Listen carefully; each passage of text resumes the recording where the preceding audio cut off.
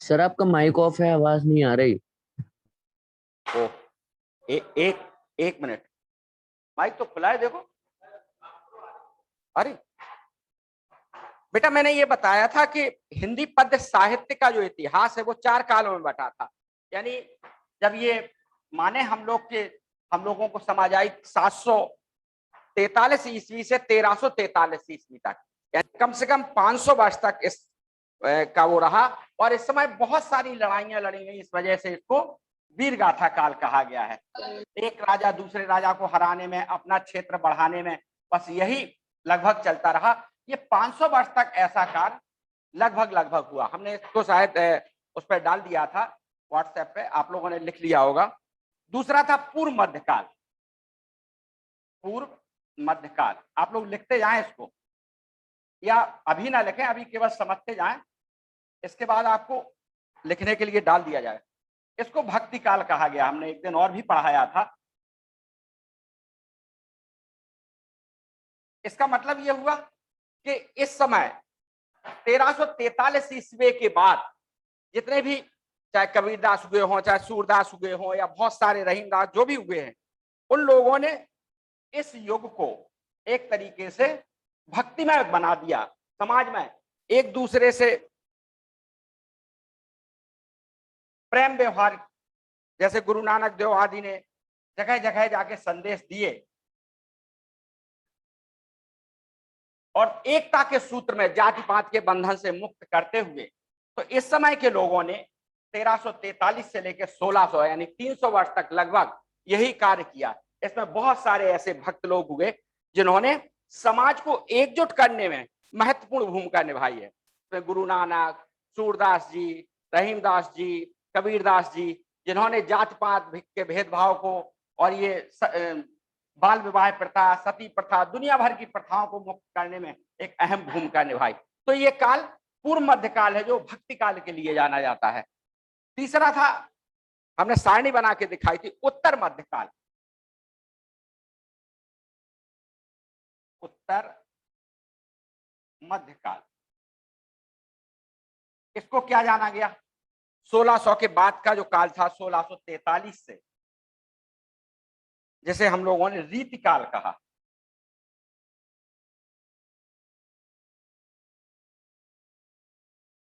रीति काल के नाम से जाना जाता है। 1643 से लेकर ईस्वी से लेकर, और ये चला 1843 तक, यानी कि लगभग लगभग भारतेंद्र हरिश्चंद्र के युग तक। क्योंकि 1850 में आपको सबको पता है कि भारतेंद्र जी का जन्म हुआ और उन्होंने गद्य के क्षेत्र में महान महत्वपूर्ण भूमिका निभाई। तो ये रीतिकाल क्या है? मतलब एक समाज जो हमारा था वो उन सिद्धांतों पे चला एक तरीके से, जैसे रीतकाल का नाम दिया गया है।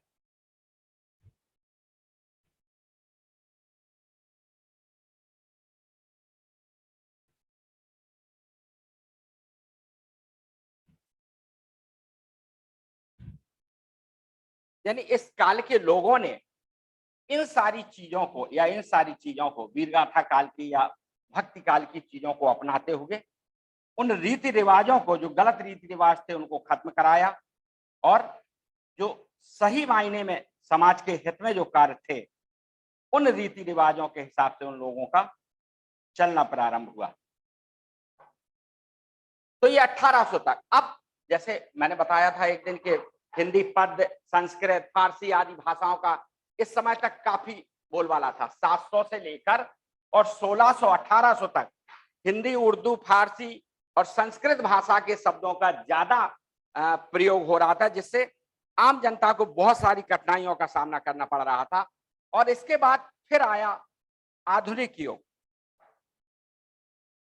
आधुनिक युग का मतलब ये हुआ, चाहे अपन ये भी कह लें, वर्तमान युग भी कह सकते हैं इसको, वर्तमान जो इस समय चल रहा है, या स्वतंत्रता के बाद, यानी गद्य काल। गद्य काल मैंने इसलिए कहा कि इस समय तक भारतेंद्र जी जैसे महान विद्वान व्यक्ति का जन्म हो चुका था और वो गद्य काल के नाम से जाना गया। गद्य के क्षेत्र में उन्होंने जो अभूतपूर्व कार्य किया, वो शायद अद्वितीय था, ऐसा कि जो आज तक हम लोगों के लिए प्रेरणादायक बना हुआ है, हम लोगों के लिए सुलभ बना हुआ है और हम लोगों को बहुत आसानी हो गई इसको जानने में।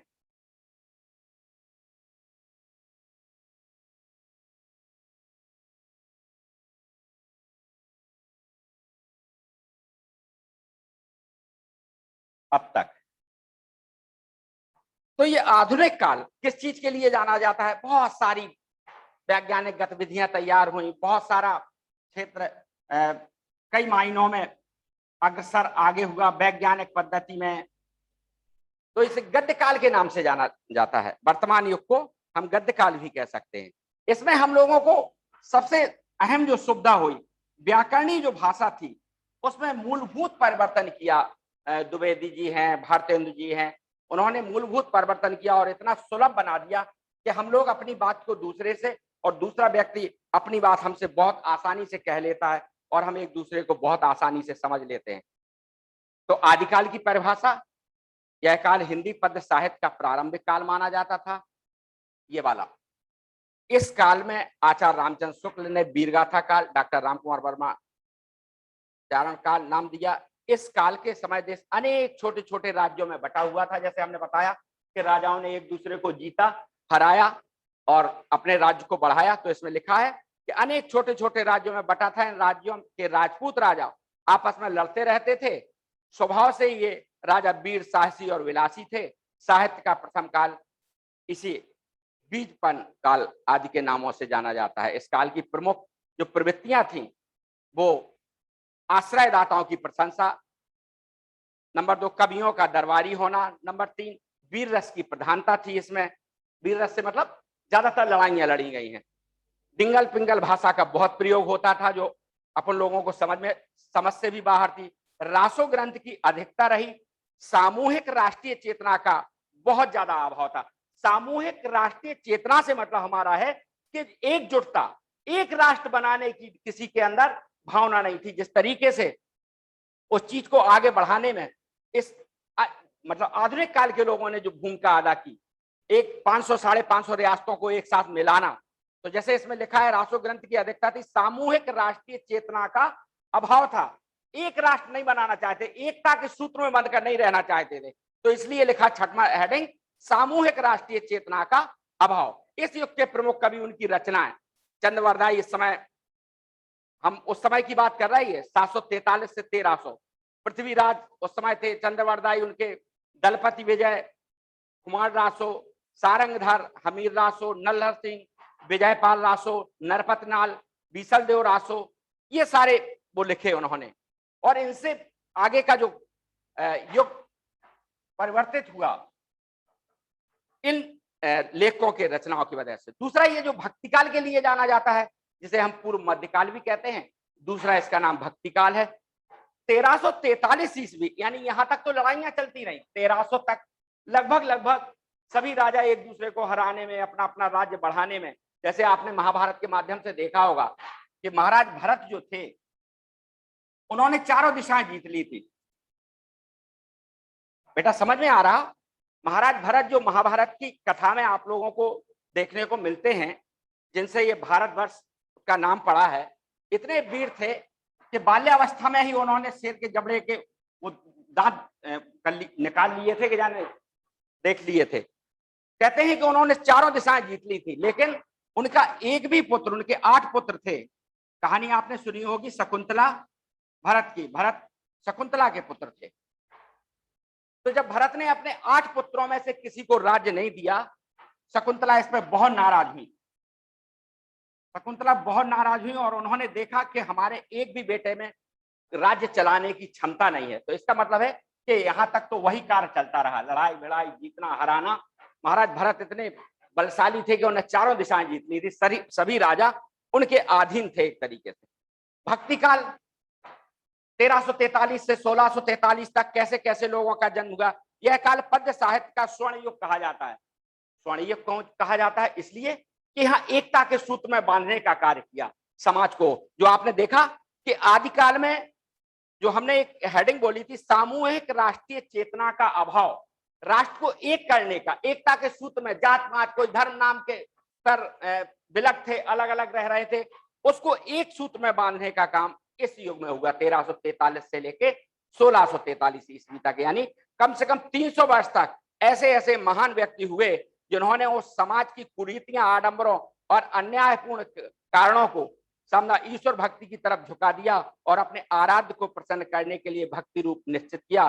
भक्ति काल की दो विशेषताएं हैं, एक तो निर्गुण ब्रह्म के उपासक हुए कुछ, और कुछ लोग हुए सगुण ब्रह्म के।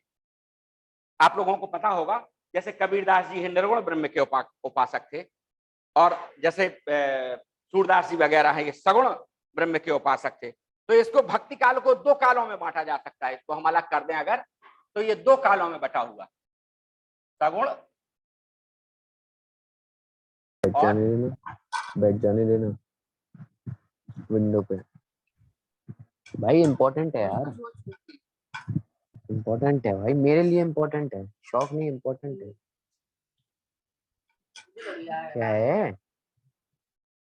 ये? बोल कौन रहा भाई? ये कौन सा तरीका है? कोई चीज वैसे जानना है तो पूछिए। तो मैंने कहा ये भक्ति काल दो भागों में बटा था, ठीक है। लिखने के लिए आपको डाल दिया जाएगा या डाल दिया था, इसको दो भागों में बांटा, सगुण और निर्गुण। कुछ भक्त लोग ऐसे हुए जो भगवान या ईश्वर को मानते थे, और कुछ ईश्वर को मानते थे लेकिन आडंबर को नहीं मानते थे, वो निर्गुण ब्रह्म के उपासक माने गए हैं। इसमें भी काव्य धारा को कई उसमें भाग दिया। सगुण वाले में राम भक्ति शाखा और कृष्ण भक्ति के लोग थे। राम भक्ति और कृष्ण भक्ति ये सगुण शाखा के थे। निर्गुण में ज्ञान मार्गी शाखा, जगह जगह ज्ञान दिया, आडंबर को रोका, ज्ञान मार्गी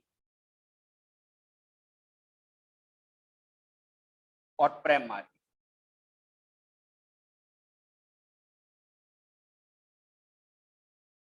तो ये भी दो भागों में बटा, निर्गुण ब्रह्म और सगुण ब्रह्म। इसमें हम जैसे बताएं कि सगुण ब्रह्म में कौन कौन व्यक्ति थे, जैसे तुलसीदास इसमें प्रमुख थे, सूरदास जी प्रमुख थे, भूपत, केशव, सेनापति, कृष्णदास, कुंभनाथ, गोविंद स्वामी, प्रियमदास, नाभादास आदि ऐसे वो थे जो सगुण ब्रह्म के उपासक थे। जबकि निर्गुण में कौन कौन थे, जैसे रैदास जी हैं, ये नहीं मानते थे कि आडंबर करो कि मंदिर जाएं हम तभी भगवान की प्राप्ति होगी। रैदास जी के बारे में एक बार बताते हैं कि रैदास जी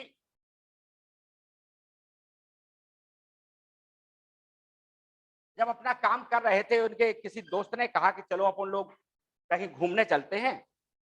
उन्होंने कहा यार किसी ने हमें बहुत बड़ा काम दिया है, उसकी शादी है और हमें 4 जोड़ी शूज बना के देने हैं। तो रैदास जी तो भक्ति की बात बता रहे हैं कि काम करते हुए भी भक्ति की जा सकती है, आवश्यक नहीं कि उसके लिए हमें मंदिर मस्जिद या कहीं बैठ के माला हिलानी पड़े। तो ऐसे थे ये लोग, ये दिखावा नहीं करते थे। जो रैदास जी, नानक जी वगैरह जो निर्गुण ब्रह्म के उपासक थे, मलूक दास जी थे, धर्मदास, सुंदरदास, और इसमें देखिए प्रेम मार्गी में कुतुबन, मंझन, उस्मान जी, शेख, नबी, नूर मोहम्मद आदि जिन्होंने प्रेम का मार्ग प्रशस्त किया है। ज्ञान मार्ग की शाखा में जैसे हमने गुरु नानक देव का नाम लिया, रैदास जी का नाम लिया, कबीरदास आदि, ऐसे कबीर इसमें प्रमुख थे जिन्होंने दिखावा को खत्म करके जाति पात धर्मवाद को खत्म किया और एक सूत्र में पूरे देश को बांधने का प्रयास किया। जात तो ऐसे थे। ये भक्ति काल का जो काल बटा हुआ था 4 चरणों में, वो पहले चरण की बात कर रहे हैं अपन लोग, इस टाइप का था। इसमें राम भक्ति, कृष्ण भक्ति, सगुण शाखा के जो कवि थे जैसे तुलसीदास, इन्होंने राम के बारे में बहुत ज्यादा चर्चा की, और सूरदास इन्होंने कृष्ण के बारे में बहुत ज्यादा चर्चा की। हुए तो बहुत सारे लोग हैं सूरदास जी के बाद,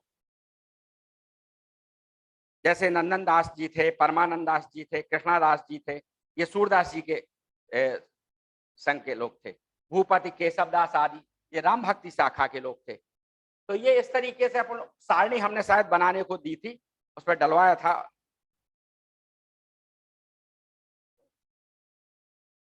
तो इसको आप लोगों ने समझा होगा। हिंदी पद्य साहित्य का इतिहास आदिकाल को अच्छे से समझ लें, लिखें बाद में। लिखने के लिए हम उससे वो डाल देंगे व्हाट्सएप पर, तो वो लिख लेना, लेकिन उसको समझना बहुत जरूरी कि ये सगुण क्या है, निर्गुण क्या है, क्या मानते थे, सगुण वाले कैसे थे, निर्गुण वाले कैसे थे, ये जानना बहुत आवश्यक है। तो जो भी बच्चे ना बैठ रहे हों उन लोगों से भी कहिए कि वो क्लास अटेंड किया करें। सुबह से 9:45 से क्लासें प्रारंभ होती हैं, 9:30 से। सभी लोग 1 बजे तक, चाहे 9th के हो या 11th के बच्चे, सभी लोग कोशिश करो कि सब लोग बैठे। जो चीज ना समझ में आ रही हो बीच में एक आध बार टोक सकते हो,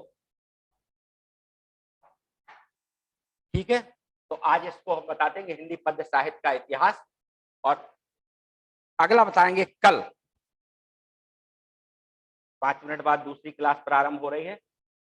तो ये आपने लिख तो लिया ही था और इस समय समझ लिया। धन्यवाद।